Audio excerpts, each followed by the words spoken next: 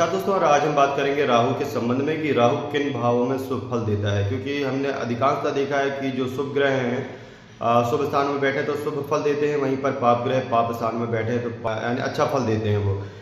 फिर भी एक विचार आता है कि राहु केतु जो हैं वो किन जगहों पर बैठ करके अच्छे फल देते हैं। तो आज हम आपको बताने जा रहे हैं कि राहु किन किन स्थानों पर बैठ करके अच्छे फल देते हैं, क्यों देते हैं, और राहु के कारण कौन कौन से रोग हो सकते हैं। तो वीडियो को अंत तक जरूर देखिएगा। और यहाँ पर हम लाइव कुंडली विश्लेषण भी करते हैं प्रत्येक दिन 9 बजे से रात के 9 बजे से 11 बजे तक के। तो आप उसमें भी अपनी कुंडली का विश्लेषण करवा सकते हैं। निःशुल्क कुंडली विश्लेषण रहता है। तो साथ में हम चर्चा करेंगे राहु के बारे में। और देखिए, राहु जो है वो जहाँ तक अच्छा फल देता है तो वो एक तो लग्न में देता है। यदि लग्न में राहु बैठा हुआ है तो वो अच्छा फल वहाँ पर देगा। दूसरी चीज़ वो यदि तृतीय स्थान में राहु बैठा हुआ है तो भी अच्छा फल देगा। तृतीय के साथ साथ छठवें स्थान में अच्छा फल देता है, और एकादश स्थान यानी कि 11वें भाव कुंडली के। अब किस प्रकार अच्छा फल देता है, क्यों अच्छा फल देता है, वो हम आपको बता देते हैं। लग्न में यदि राहु बैठता है, ऐसे व्यक्ति को धन संचय करने की स्थिति बहुत अच्छी होती है, यानी उसका मन विभिन्न गुप्त रीतियों से, देखिए राहु जो है वो रहस्यों को भी उद्घाटित करने वाला ग्रह है, साथ में धन का संचय करने वाला, लॉटरी सट्टा शेयर मार्केट से धन कमाने वाला ग्रह है। अचानक लाभ प्राप्ति भी जो है वो राहु ही करवाता है। अचानक धन लाभ के साथ साथ अचानक नुकसान भी जो है वो राहु ही करवाता है। इसलिए जब भी शेयर मार्केट है या लॉटरी सट्टा है, इनमें यदि निवेश करें तो बहुत ही समझदारी और बुद्धिमत्ता से करें। अब लग्न में क्या होता है कि राहु जो है, देखिए एक नेगेटिव उसका भी असर होता है कि लग्न में यदि राहु किसी का बैठा हुआ होता है तो वो थोड़ा सा मानसिक अशांति तनाव देता है, सिर में भारीपन देता है, और सिर के ऊपरी स्थान में थोड़ा सा दबाव तनाव रहता है। कई बार सिर में चोट लगने की संभावनाएं भी रहती हैं। सिर में चोट लगने की संभावना ऐसे कह सकते हैं कि हम जैसे मान के चलें कि थोड़ी बहुत हाथ पैर फिसल जाए, दुर्घटना से लग जाए सिर में, ऐसे व्यक्तियों को हेलमेट लगा करके गाड़ी वाहन चलाना चाहिए। इसके बाद तृतीय जो स्थान होता है वो पराक्रम का स्थान होता है। पराक्रम स्थान में जो भी ग्रह बैठता है, चाहे वो क्रूर ग्रह बैठे या शुभ ग्रह बैठे, अच्छा फल देता है।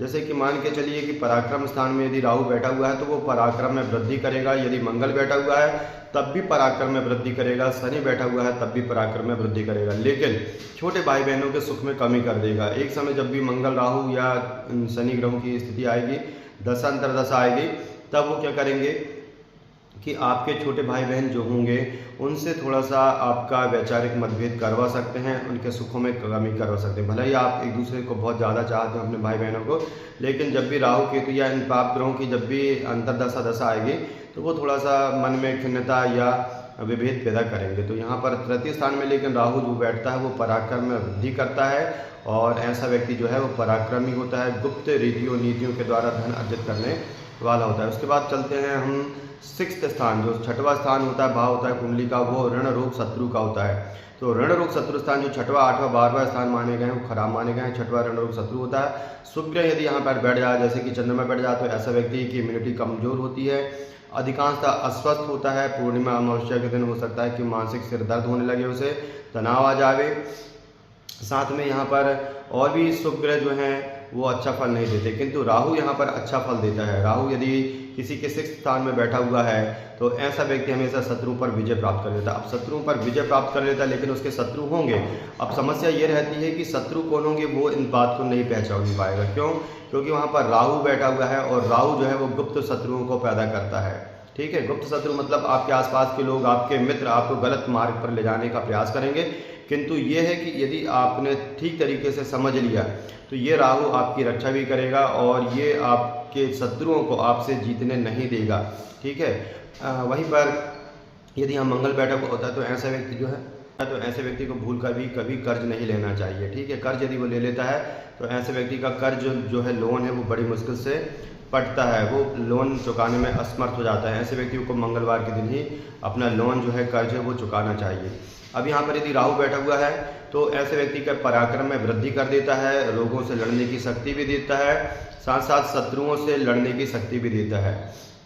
सामने प्रत्यक्ष रूप से ऐसे व्यक्ति के शत्रु कुछ भी नहीं कर पाते हैं, यानी पीठ पीछे बुराइयां कर सकेंगे लेकिन मुंह के सामने कभी कुछ भी नहीं बोलेंगे। तो जिनके भी छठवें स्थान में राहु बैठा हुआ है उसे बहुत ही गुप्त रीति नीति से काम करना चाहिए। अपनी योजनाएं कभी किसी को नहीं बताना चाहिए। इस बात का यदि उसने ध्यान रखा तो कभी भी शत्रु उसका कोई नुकसान नहीं पहुंचाएंगे। अब हमने तीसरे छठे भाव की बात कर ली, अब एकादश भाव पे चलेंगे, क्योंकि एकादश भाव पे भी जो राहु है वो अच्छा फल देता है। अब क्यों देता है? क्योंकि एकादश भाव जो होता है वो फाइनेंशियल कंडीशन का होता है।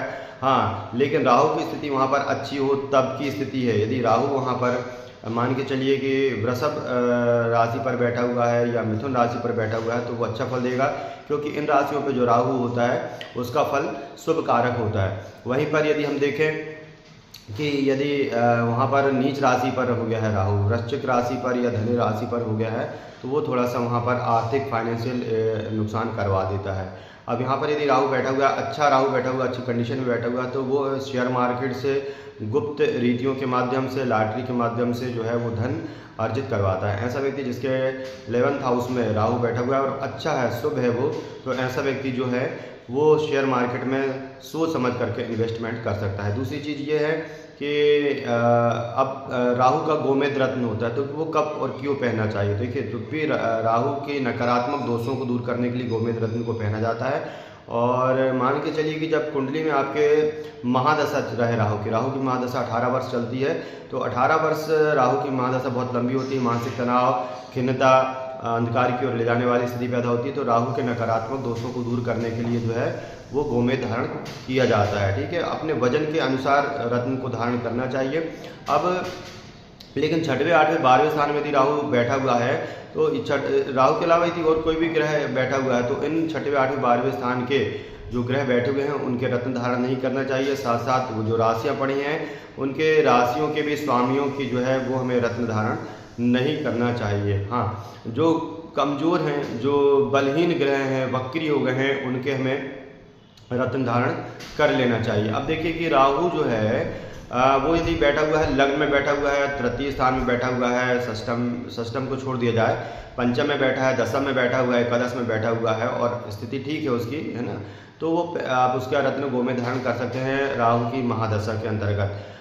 लेकिन क्या है कि 6वें, 8वें, 12वें यदि राहु बैठा हुआ है तो फिर उसको उसके रत्न को धारण नहीं करना चाहिए। इस बात का विशेष ध्यान रखना चाहिए। 10वें स्थान में यदि राहु बैठा हुआ है तो वो राजनीतिक लाभ करवाता है। ऐसा व्यक्ति यदि राजनीतिक क्षेत्र में जाता है तो वहाँ पर उसको लाभ होता है, कुछ ऐसा ज्योतिषाचार्यों का कहना है। ठीक है, और पंचम भाव में भी कई लोगों का कहना है, लेकिन हम नहीं मानते। पंचम भाव में यदि राहु बैठा हुआ है तो वो शिक्षा और संतान स्थान में कमी करता है, संतान विलंब से होती है, शिक्षा में बार बार रुकावटें आती हैं और साथ में ये है कि संतान जैसे हो भी जाए तो अस्वस्थ रहेगी संतान। ठीक है, अस्वस्थ रहेगी और 18-20 वर्ष की आयु के बाद जो है संतान का जो मोह है वो माता पिता से कम हो जाता है और वो अपने से पिता वगैरह से जो है वो दूर रहने लगता है। ठीक है, जिसके भी यदि माता या पिता के जिसके में भी समझ लीजिए 5th हाउस में राहु बैठा हुआ है। तो इस प्रकार हमने देखा कि राहु किस प्रकार आपकी कुंडली को प्रभावित करता है।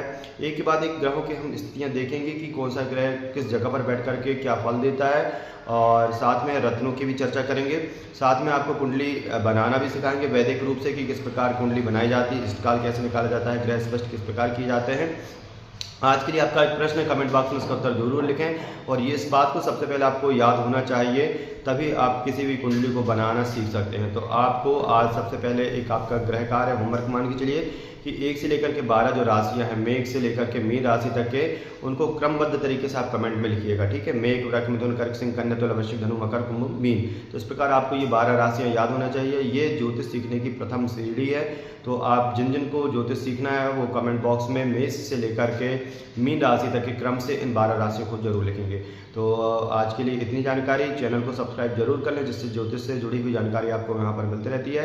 रात्रि 9 बजे से 11 बजे तक के हम लाइव रहते हैं, तो किसी भी प्रकार की कोई समस्या है आपके जीवन से जुड़ी हुई आप वहाँ पर पूछ सकते हैं। तो सभी को जो जिन्होंने सुना है आखिरी तक वीडियो, सबको धन्यवाद। जय श्री कृष्ण, राधे राधे।